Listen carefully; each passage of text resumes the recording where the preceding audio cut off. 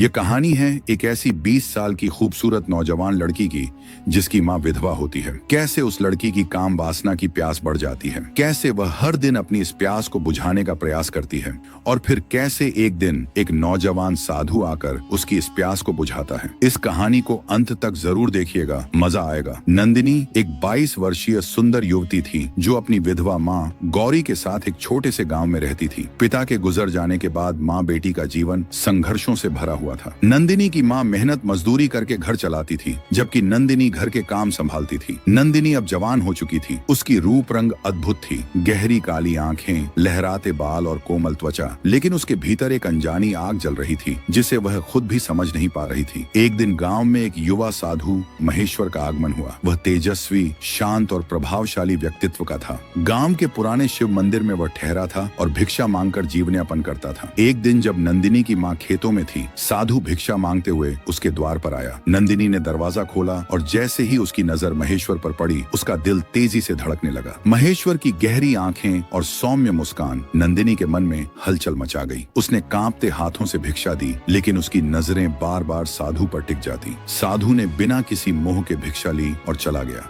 लेकिन नंदिनी का मन वहीं अटक गया था। उस रात नंदिनी ने पहली बार किसी पुरुष के बारे में इतना सोचा। उसका दिल बेचैन था और उसका शरीर अजीब सी हलचल महसूस कर रहा था। उसके अंदर एक अलग ही प्रेम की ज्वाला भड़क रही थी। अगले दिन नंदिनी ने बहाना बनाया कि वह बीमार है और खेतों पर नहीं जा सकती। माँ चली गई और नंदिनी मंदिर पहुंच गई। वहां उसने महेश्वर को पूजा करते हुए देखा। वह बस दूर खड़ी उसे देखती रही। धीरे धीरे वह हर दिन मंदिर जाने लगी। कभी वह फूल चढ़ाने के बहाने जाती तो कभी जल चढ़ाने। साधु से उसकी मुलाकातें बढ़ने लगी। महेश्वर भी महसूस करने लगा कि यह लड़की उसे बार बार देखने आती है, लेकिन उसने ध्यान नहीं दिया। रातों में नंदिनी के सपनों में महेश्वर आने लगा। वह सपने में देखती कि महेश्वर उसके करीब आ रहा है। उसकी सांसें उसकी गर्दन को छू रही हैं और उसके अंगों को संतुष्ट कर रहा है। उसकी कल्पनाएं उसे और बेचैन कर रही थी। एक दिन वह मंदिर में अकेली थी। महेश्वर पूजा समाप्त कर रहा था। जैसे ही वह बाहर निकला, नंदिनी ने उसका रास्ता रोक लिया। महाशय, मैं आपसे कुछ कहना चाहती हूँ, नंदिनी ने कांपते स्वर में कहा। कहो बेटी, महेश्वर ने शांत भाव से उत्तर दिया। मैं आपको चाहने लगी हूँ। मेरा मन, मेरा तन, सब कुछ आपके लिए तड़पता है।